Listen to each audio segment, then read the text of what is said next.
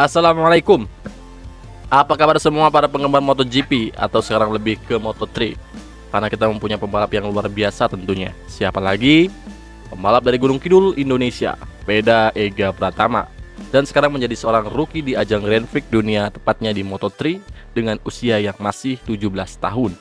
Kali ini kita ingin membahas penampilan impresif dari Peda tentunya. Pada saat di practice 1 dan practice, kita tahu bahwa Peda memang kuat di sini. Tapi apakah Peda masih bisa menjaga konsistensinya di hari kedua, yaitu free practice 2 dan kualifikasi? Nah, ini dia yang sangat luar biasa. Peda menjadi yang tercepat kedua di T1. Padahal kemarin Peda hanya berada di posisi 9 di T1. Kok bisa? Mari kita lihat datanya, agar kita bisa menganalisis bagaimana Peda sebenarnya, apa saja yang dia perbaiki dari sesi ke sesi. Oke, ini data dari seri Moto3 Thailand mulai dari free practice 2. Ini hasilnya. Hasil free practice 2 dengan cuaca sedang 26 derajat, panas berawan, kondisi lintasan kering, kelembaban 83% dan ground 28 derajat. Ini hasil free practice 2, lagi-lagi Almansa menjadi pembalap tercepat di FP2. Disusul Fernandes dan Quiles di posisi 2 dan 3, sedangkan Peda berada di P. Tapi FP2 tidak merubah apapun karena Peda sudah masuk kualifikasi 2. Walaupun sudah masuk di 2, tidak ada yang tidak boleh kita tinggalkan di free practice 2 ini. Klasifikasinya. Nah, di sini Peda berada di posisi 4 terbaik yang menunggangi motor Honda. Lanjut ke rata-rata top speed. Ada Osea sebagai pembalap yang bisa menembus kecepatan hingga 240,5 km per jam. Dan disusul Adrian Fernandez dengan kecepatan 240 km per jam. Seperti yang kita ketahui bahwa Honda sangat cepat di trek lurus.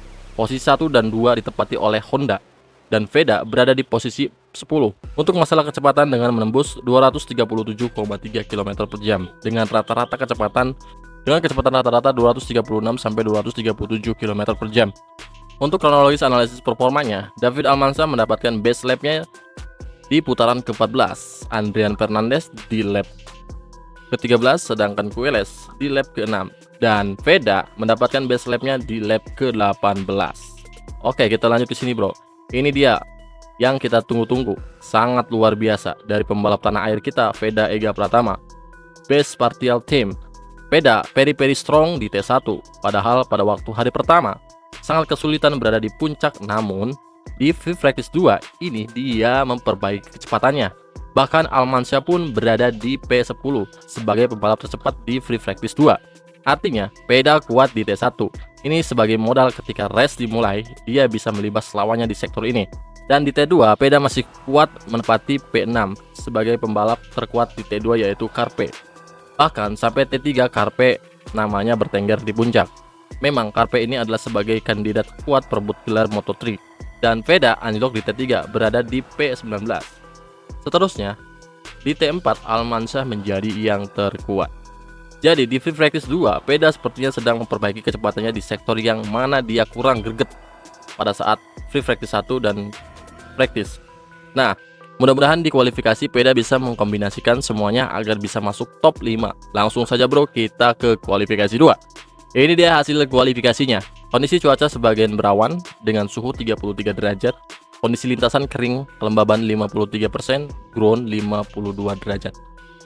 Ya, Almansa menjadi pembalap yang kuat di Thailand memang sudah terlihat pada hari pertama free practice 2. Disusul Carpe, Fernandes, Quiles, jajaran pembalap top Moto3. Tetapi yang tidak disangka-sangka, Peda nangkring di jajaran pembalap top Moto3. Gila, ini memang gila. Peda Pratama seorang pembalap rookie, tapi bisa-bisanya melawan para pembalap veteran, bahkan pembalap top Moto3. Ampun. Ya, sangat terkejut sekali. Dan Peda menjadi pembalap kedua terbaik yang menunggangi motor Honda. Buset. Baiklah, bro, kita bedah lagi lebih dalam.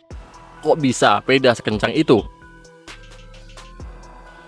Nah, ini dia klasifikasi dari kualifikasi 2. Peda mencatatkan putaran terbaiknya 1 menit 40,877 detik dan menjadi Honda kedua terbaik. Nah, ini dia yang menarik. Dari 1 sampai 5 itu 1 menit 40 detik.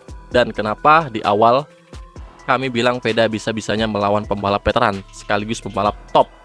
Ya ini Ya ini jawabannya, kecepatan Veda bisa mengimbangi mereka. Oke, kita coba berenang lebih dalam lagi apa yang terjadi pada Veda sebenarnya. Pas tes lap sequence, Veda mencatatkan namanya di sini sebagai urutan putaran tercepat. Veda mendapatkan lap cepat hanya 2 kali putaran saja. Pertama ada Quiles digeser oleh Veda, namun Veda digeser oleh Carpe di 2 lap pertama. Tapi yang memenangkannya ada Almansyah sebagai pemegang pole position. Dia mendapatkannya di lap ke-6. Selanjutnya rata-rata top speednya, Veda menjadi top ke-1 sebagai penunggang Honda. Kecepatannya bisa tembus 238,4 km per jam. Sebenarnya sama dengan Fernandes, tapi yang membedakan adalah rata-rata kecepatannya. Kronologis analysis of performa. Almansyah yang mendapatkan best lap di lap ke-6 disusul Carpe yang mendapatkan best lap-nya di lap kedua dan Fernandes di lap ke-6. Quiles juga sama di lap ke-6, sedangkan Veda mendapatkan best lap-nya di lap ke-7. Baik, lanjut ke sini. Best Partial Team. Nah, di sini yang lebih terang lagi. Di T1 Almansyah dan Veda di P5. Sedangkan T2 Almansyah lagi. Almansyah memang rajanya di Thailand, sedangkan Veda ada di P4.